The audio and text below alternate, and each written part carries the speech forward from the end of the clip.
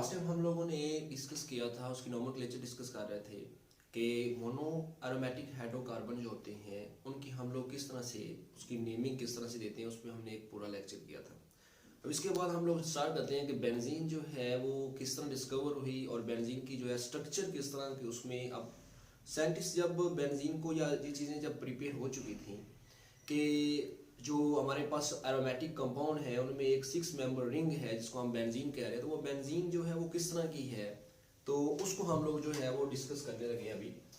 तो बेंजीन को सबसे पहले जो एक साइंटिस्ट था जिसका नाम था माइकल फैराडे, उसने 1825 में वेजिटेबल ऑयल की डिस्ट्रक्टिव डिस्टिलेशन की थी और उससे उन्होंने क्या किया था, एक बेंजीन को क्या किया था, बनाया था। डिस्ट्रक्टिव डिस्टिलेशन क्या है?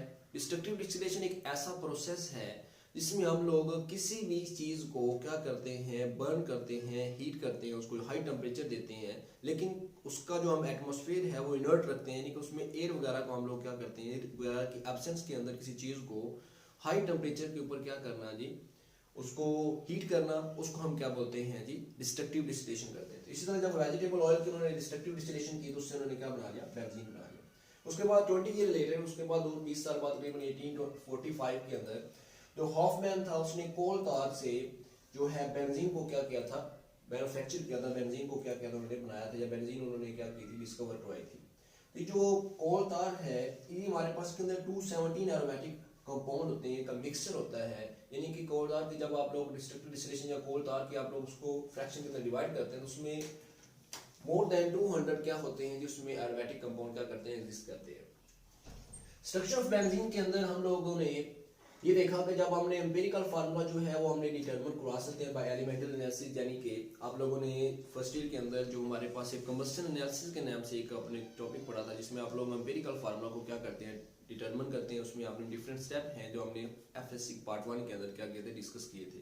तो वही यहाँ पर कह रहा है कि हम एम्पिरिकल फार्मूला जो है वो बेंजीन का उस एलिमेंटल एनालिसिस से क्या कर लेंगे, डिस्कवर करवा लेंगे, जो हमारा क्या था, CH था। मॉलिक्यूलर फार्मूला जो है वो डिटरमिन हमने किया वेपर डेंसिटी मेथड से, और वो कितना था 78.108 या 78.1।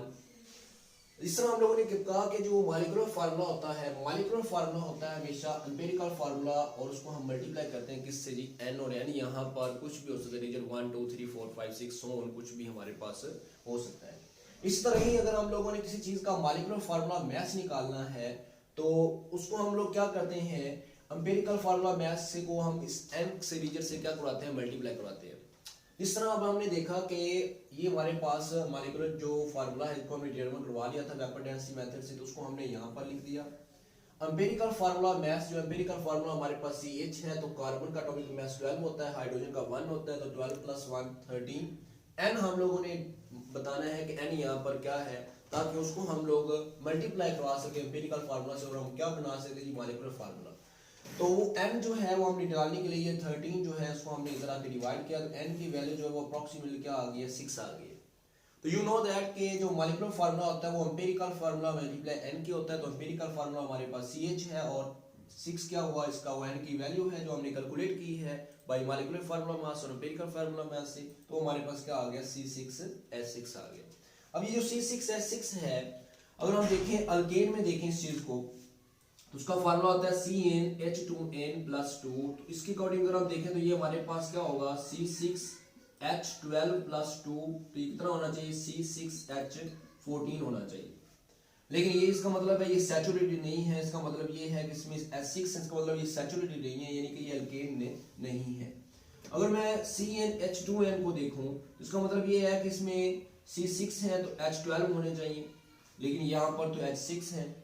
अगर मैं अल्काइन देखता हूँ CnH2n-2 देखता हूँ तो C6 है तो H कितना होगा, 10 होगा, तो ये भी नहीं है। इसका मतलब ये है कि अल्केन, अल्कीन और अल्काइन, यानी कि ये उसमें अल्केन में नहीं आ रहा, ना ही अल्कीन में आ रहा है, ना ही अल्काइन में आ रहा है। ये तब हम लोग अल्कीन या अल्काइन के लिए फार्मूले होते हैं जब हमारे पास उनमें कार्बन कार्बन में जो इतनी भी लॉन्ग चेन है सिर्फ और सिर्फ एक डबल बॉन्ड एग्जिस्ट करता है, सिर्फ और सिर्फ एक, तब हम लोग ये करते हैं। अगर 2 करते हैं तो यहाँ पर हम -2 करते हैं, अगर 2 करते हैं तो उसमें हम यहाँ पर -4 करते हैं। बहरहाल तो इसका मतलब ये है कि ये अल्केन, अल्कीन और अल्काइन जो है ये इसके अंदर एग्जिस्ट नहीं कर रहा। इसका मतलब ये हाईली अनसैचुरेटेड है, इसमें बहुत ज्यादा क्या आ रहा है, एक आधा डबल बॉन्ड या ट्रिपल बॉन्ड नहीं है, बल्कि इसमें बहुत ज्यादा क्या आ रहे हैं, डबल बॉन्ड एग्जिस्ट कर सकते हैं। उसके बाद हम लोगों ने इसमें ये डिस्कस करना है कि ये क्वेश्चन क्या आता है, मोस्ट इंपॉर्टेंट क्वेश्चन है कि जो बेंजीन जो थी उसमें हमने ये डिस्कस कर रहे थे कि जी उसमें 6 कार्बन है और उसके साथ 6 हाइड्रोजन है, ये हमने यहाँ पर देखा। तो उन्होंने फिर स्ट्रक्चर किस तरह की होगी, क्या वो स्टेट होगी, किस तरह की होगी, वो उन्होंने जब डिस्कवर करवा रहे थे तो उसमें उन्होंने एक स्टेट चेंज स्ट्रक्चर जो थी वो हमारे पास आई थी। तो बाद में उन्होंने क्या कर दिया था, हमें रिजेक्ट करना पड़ा। और वो हमने इस टॉपिक के अंदर यही पढ़ना है कि वाई स्टेट चेंज स्ट्रक्चर जो है वो क्या हुई है, रूल्ड आउट यानी उनको रिजेक्ट क्यों किया गया, उनकी वजह क्या है।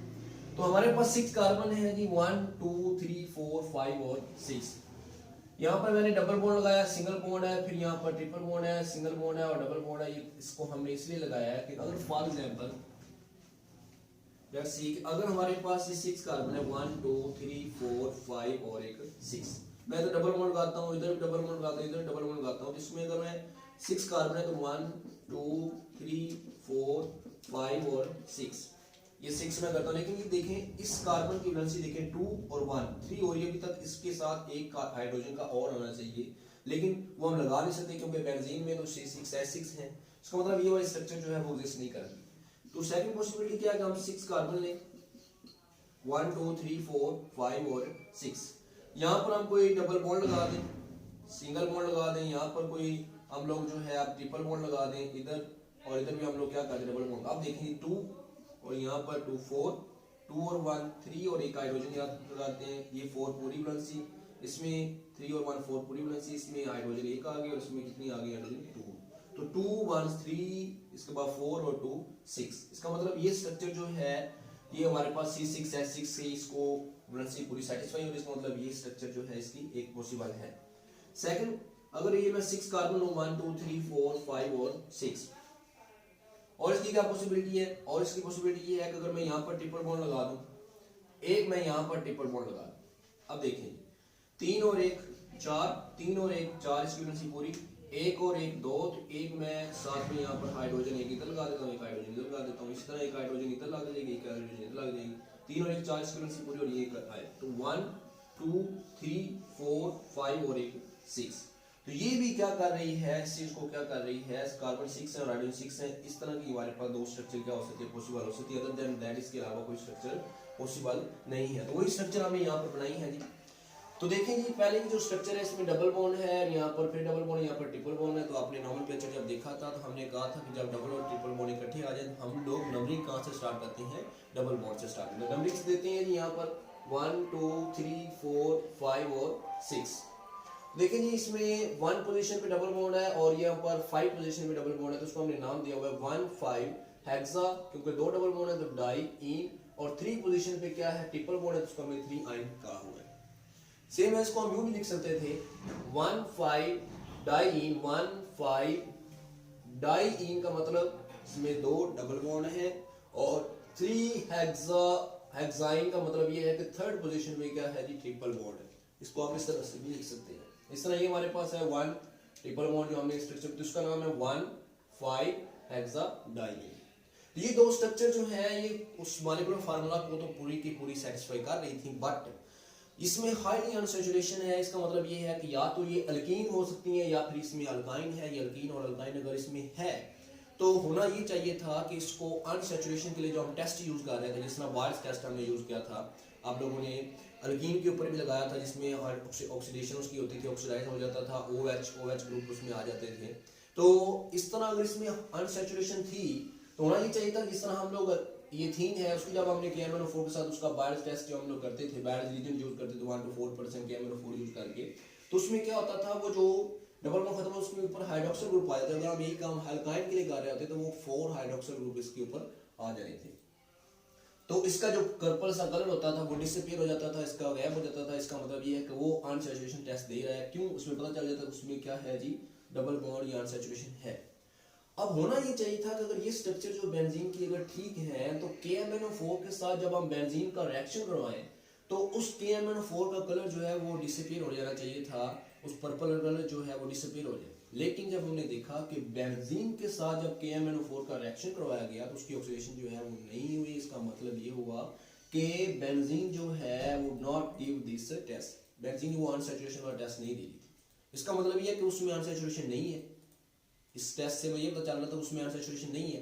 बट हमने देखा कि जिस तरह हम लोग किसी भी अल्कीन की या अल्काइन की हम लोग हाइड्रोजनेशन करते हैं या हैलोजनेशन करते हैं तो वो एडिशन रिएक्शन देता है, यानी कि उसमें डबल बॉन्ड खत्म हो जाता है तो उस क्या हो जाते हैं, सैचुरेटेड हो जाते हैं, यानी कि CH3 और यहाँ पर अगर मैंने Br2 ऐड किया तो 1,2 डाइब्रोमो इथेन बन गया। तो ये बता रहा है कि ये जो अगर जो हमारे पास अनसैचुरेशन उसमें हो तो वो क्या करती है, हाइड्रोजनेशन देती है या हैलोजनेशन देती है। तो यहाँ ये टेस्ट हमें बता रहा था कि उसमें अनसैचुरेशन नहीं है, बट हमने जब बेंजीन का हाइड्रोजनेशन की और हैलोजनेशन की तो वो क्या हो गई जी, वो हो गई। अब ये टेस्ट जो है ये बता रहा है कि उसमें अनसैचुरेशन है, ठीक है। बेंजीन जो है वो give only one monosubstituted product, benzene जो है वो सिर्फ और सिर्फ एक मोनोसब्स्टिट्यूटेड प्रोडक्ट देती है, सिर्फ और सिर्फ उसके साथ एक मोनोसब्स्टिट्यूट आ सकता है, इससे ज्यादा नहीं आ सकता। लेकिन अगर मैं इस स्ट्रक्चर में देखूं तो यहाँ पर देखें, अगर मैं इसकी नंबरिंग देता हूँ 1 2 3 4 5 और 6, तो एक पॉसिबिलिटी ये है कि यहाँ पर कोई सब्स्टिट्यूएंट आके लग जाए, एक पॉसिबिलिटी ये है कि यहाँ पर कोई सब्स्टिट्यूएंट आके लग जाए, इसको मैं राइट से शो कर देता हूँ, कोई सब्स्टिट्यूएंट इधर आके लग जाए, एक पॉसिबिलिटी है कि यहाँ पर लग जाए, एक पॉसिबिलिटी ये है कि यहाँ पर लग जाए। अब इससे ज्यादा अगर कोई पॉसिबिलिटी है तो वो नहीं हो सकती, क्यों? क्योंकि मैं अगर यहाँ पर लगाता हूँ जिसका मतलब ये है कि ये इसके साथ रिजेंबल कर रही है, अगर मैं यहाँ पर लगाता हूँ जिसका मतलब ये इसके साथ रिजेंबल कर रही है, अगर मैं यहाँ पर लगाता हूँ इसका मतलब ये इसके साथ रिजेंबल कर रही है। इसका मतलब ये है कि इस स्ट्रक्चर के मुताबिक बेंजीन जो है अगर स्टेट में है तो उसको कितनी देनी चाहिए, 3 वो मोनोसब्स्टिट्यूटेड बॉन्ड दे रहा है, यानी कि ये वाली का नेम और है, ये वाली का नेम और है, इसकी प्रॉपर्टीज और होंगी, इसकी प्रॉपर्टीज और होंगी, इसकी प्रॉपर्टीज और होंगी। बट अगर हम बेंजीन में देखें तो बेंजीन सिर्फ और सिर्फ क्या देती है, एक मोनोसब्स्टिट्यूटेड बॉन्ड देती है, वो 3 जो है वो नहीं देती। इसी तरह जो हमने ये भी देखा था कि जो बेंजीन है जी वो हमारे पास डाई सब्स्टिट्यूटेड प्रोडक्ट देती हैं, और वो डाई सब्स्टिट्यूटेड प्रोडक्ट कितनी देती हैं, वो हमारे पास 3 डाई सब्स्टिट्यूटेड प्रोडक्ट देती है। Benzene give 3 di substituted product, और उनको हमने नाम दिया था कि वो इस तरह हो सकता है कि 1 2 पोजीशन पे हो, यानी कि इसको हमने जब ज़ाइलिन की एग्जांपल हमने देखी थी, हो सकता है कोई एक्स वाई जो है वो यहाँ लगा हो एक 1 2 पोजीशन पे, जिसको हमने ऑटो कहा था। हो सकता है कि वो 1 3 पोजीशन पे हो सकता है कि वो किस में हो जी 1 4 पोजीशन पे, इससे ज्यादा और नहीं हो सकती, क्योंकि इससे ज्यादा अगर मैं यूं बनाता हूँ, आप यूं कह सकते हैं सर इससे ज्यादा ये भी तो हो सकती है, यूं भी तो हम कर सकते हैं, नहीं अगर ये है तो इसका मतलब ये इसके साथ रिजेंबल कर, ये देखें 1 2 3 और ये देखें 1 2 और 3, तो इसके साथ रिजेंबल कर, इसका मतलब ये है कि इसकी मजीद कितनी पार्ट सकती हैं जी 3 डाइसब्स्टिट्यूटेड प्रोडक्ट बनती है, यानी कि इसमें हम 3 बना सकते हैं। अगर कोई अदर सब्स्टिट्यूएंट आता है तो वो 3 पोजीशन पे आ सकता है, या तो ये 2 पोजीशन पे आ जाए, या 3 पे आ जाए, या फिर वो 4 पे आ जाए।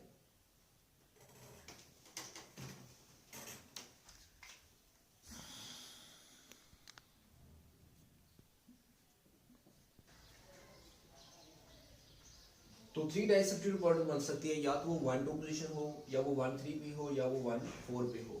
लेकिन अगर हम इस स्टेट चेन स्ट्रक्चर में देखें तो यहाँ पर तो नंबर ऑफ हमारे पास डाई सब्स्टिट्यूटेड प्रोडक्ट बढ़ सकें, ये भी एक पॉसिबिलिटी है कि यहाँ पर इस तरह से हो जाए कि दोनों के दोनों सब्स्टिट्यूट इस कार्बन पे आ जाए, या ये हो सकता है कि एक पॉसिबिलिटी ये है कि यहाँ पर एक इधर आ जाए, एक इधर आ जाए, या इस तरह की पॉसिबिलिटी हो सकती है कि एक इस पे हो, एक इस पे कार्बन पे हो जाए, इस तरह अगर इस पे हो एक इस पे आ जाए, इस तरह ये हो सकता है कि दोनों के दोनों इस कार्बन पे आ जाए।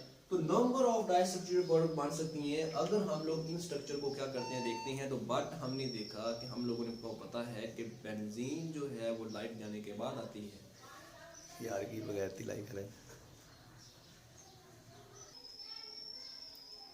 तो बेंजीन जो है वो हमें पता है कि सिर्फ और सिर्फ जो है वो 3 डाई सब्स्टिट्यूटेड प्रोडक्ट देती है। लेकिन इस स्ट्रक्चर में हम लोग देख रहे थे कि इसमें मैक्सिमम हमारे पास क्या बढ़ सकती है जी, एक पॉसिबिलिटी मैंने बता रहा था कि ये उसमें हो सकती है, एक पॉसिबिलिटी ये है कि इसमें ये दोनों के दोनों जो सब्स्टिट्यूएंट एक इस पे आ जाए, एक इस पे आ जाए, या ये हो सकता है कि हमारे पास एक सब्स्टिट्यूट इस पे आ जाए, एक इधर आ जाए। तो ये नंबर ऑफ यहाँ पर कंडीशन है, यही भी हो सकता है कि ये दोनों इस पे आ जाए। तो नंबर ऑफ पॉसिबिलिटीज यहाँ पर हो रही हैं अगर हम इन स्ट्रक्चरों को देखते हैं।